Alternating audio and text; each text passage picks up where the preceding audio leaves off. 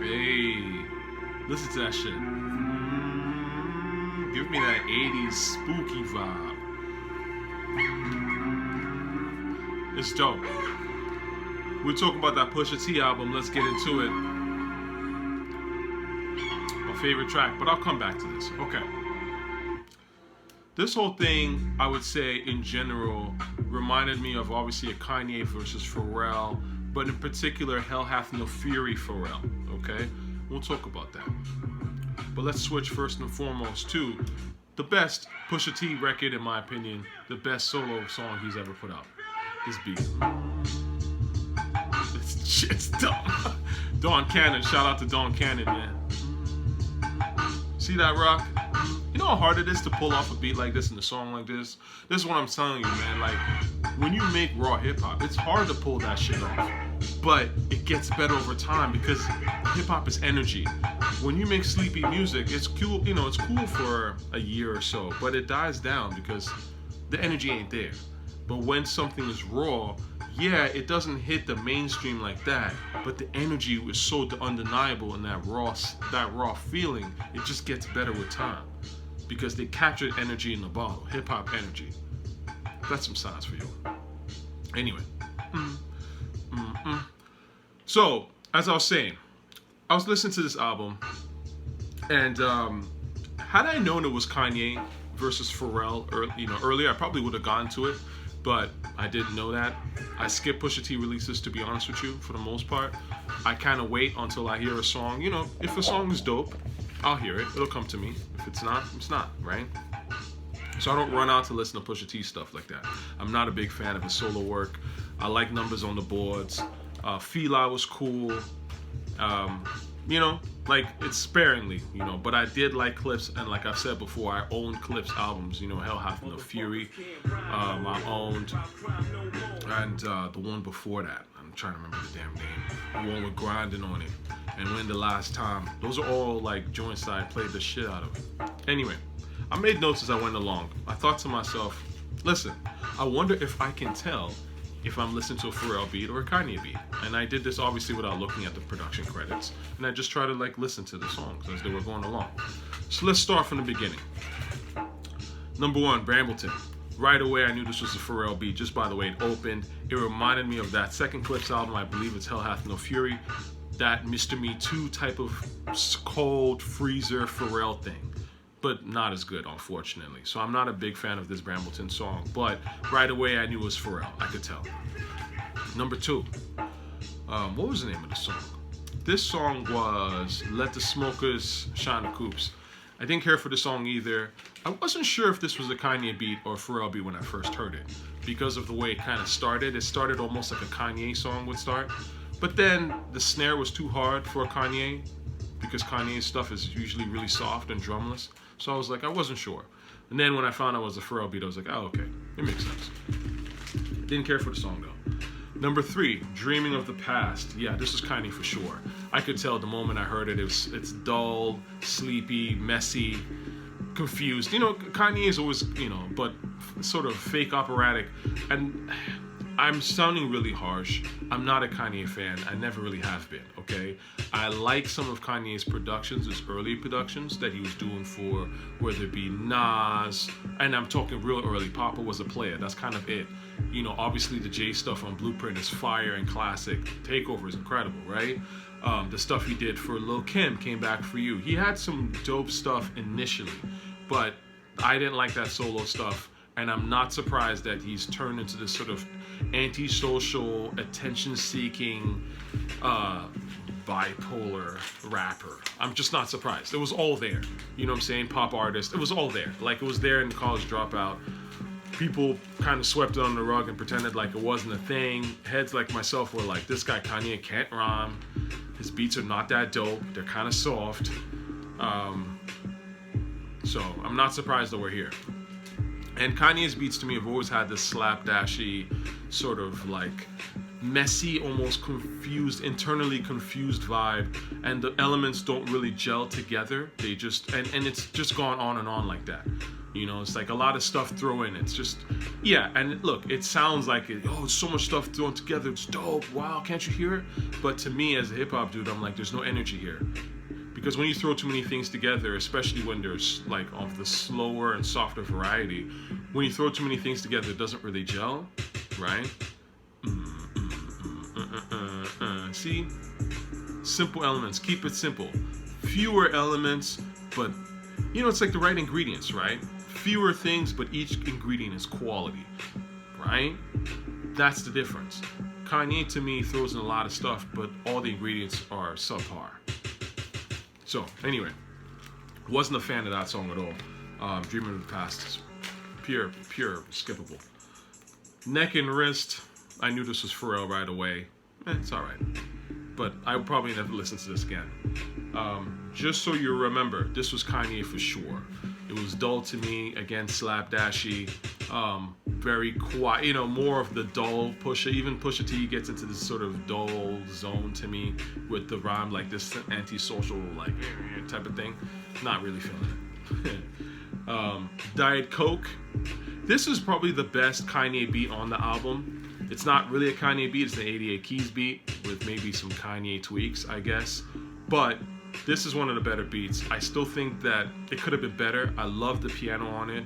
I think the piano is captivating, but there's something about the drum pattern and the way it was laid, or the snare, or whatever. It doesn't really be like, oh, that's my shit. You know what I'm saying? It's just cool. It's cool. It's decent, but not like wow. You know what I mean? So now we get Rock and Roll.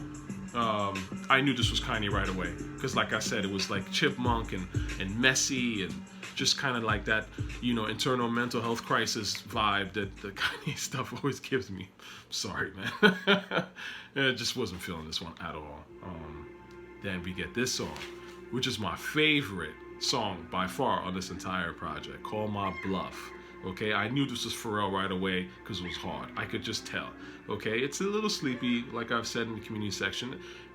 It could have been a little more to me, but I like this vibe, this part, the melody, all that. That shit is cool. You know what I'm saying? Hard beat, man. Hardest beat on the album to me personally. And even you know the way that Pusha came on it, like, you know, like he kind of had that slick Rick Mace-ish, Snoop-ish kind of laid back, but I yawn, you know, like funny type of thing going on, and I liked it. I think it really worked. So this is my favorite song, period, on this entire project, and the only one I'll probably listen to more than a couple of times. You know what I mean? Speaking of that, by the way, Pusha was on the Tonight Show, I think, with Jimmy Fallon, and he was talking about how comparing, you know, Kanye and Pharrell as producers. And to me, it was like right away, I was like, this is exactly why Kanye is not up to par with Pharrell. Pharrell is a harder producer to deal with. He even said it himself.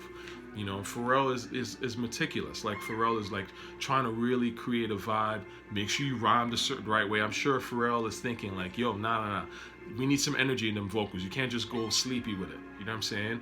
Whereas with Kanye, he was like, you know, Kanye just wants to hear whatever Pusha will put out, right? And he will just slap it all together and make it a song. And Kanye Pusha stands will fuck with it, I guess. But I guess not the same level, in my honest opinion. I think the Neptunes are way ahead of Kanye. You know, they have way better beats. They've always had an interesting sound. Obviously, Pharrell's a genius. Pharrell's like the suburban guy who got into hip hop that's like Mr. Suburb, but still street with it, that everyone has tried to imitate, including Kanye, and none of them will ever get close to what Pharrell did for rap, in my honest opinion. So, anyway, now we get to Scrape It Off the Top. I knew this was Pharrell. The rhythm was there. Again, Pharrell's stuff is more rhythmic. I mean, look at what Pharrell made. Drop It Like It's Hot. These are some of these songs that are freaking classic in rap. You know what I'm saying? So I'm not surprised that he was involved in that. But I didn't care for the song. I gotta be honest. Scrape It Off the Top was not my cup of tea. Uzi was on it. I didn't care. Hear Me Clearly. I thought this was a Pharrell beat, actually. It turns out that it's a Kanye beat. I didn't care for the song. It's not my cup of tea. I know some people liked it. I heard it. I think it was one of the first songs I heard. Maybe because it was like Nigo or something on it. I didn't care for it. It's not my cup of tea. Um, then this song, Open Air. This is Pharrell for sure. When I heard this, I was like, it's got more of a knock. I would say that this is kind of one of the better beats on the album. I'm not crazy about it either. This is not a song I listen to Open Air, but it definitely has a little more gravitas to it. You know what I'm saying? Compared to, well, all the Kanye shit, really. And then lastly, I Pray For You. I knew this was Kanye right away. It's Jesus, you know, Kanye worshiping white Jesus right off the bat. It's messy. Like I said, it's the choir thrown in and, you know, soft as shit. The snare is barely, you could barely hear it. Like, it's Kanye, right? I just was like, this is not for me. You know what I'm saying? I just feel the energy leaving the room whenever there's like a Kanye beat on. You know what I'm saying? So, long story short, what I think of this album? You know what I mean? It's mediocre. I would say that. The production is mediocre without a doubt. The rhymes are okay, I guess. You know, they're mediocre. They're okay. I think Pusha obviously is a very talented rapper.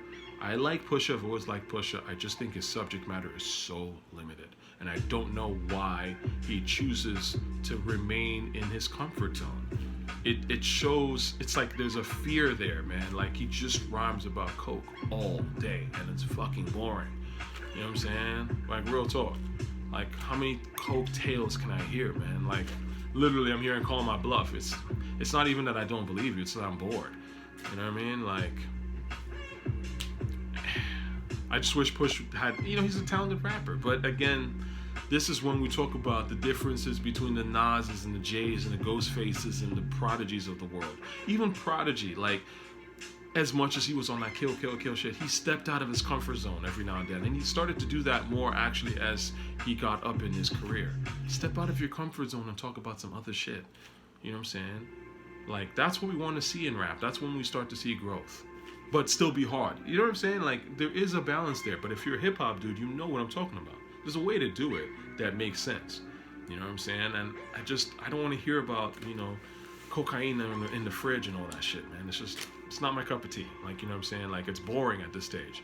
I feel like that was everything I heard on the first Clipse album. So for us to go back there, it's like I'm in a time loop or something with beats that aren't as good, with, you know, vocals that aren't as good. So it's like, what am I doing here? So overall, yeah, it's mediocre, but I do think that Call My Bluff is a dope track. I do think it's decent. I will say it's definitely one of the best songs I've heard this year so far, if not the best. Unfortunately, again, it's been really slow. Like, we're entering May, and I can't think of a single rap album that's been, like, somewhat decent. It's crazy. Can't even think of a song that's come out this year that I'm like, yo, I'm really feeling the song.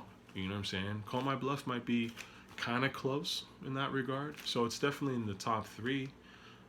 But it's hard for me to even remember what came out this year, man. So far, it's been very, very slow.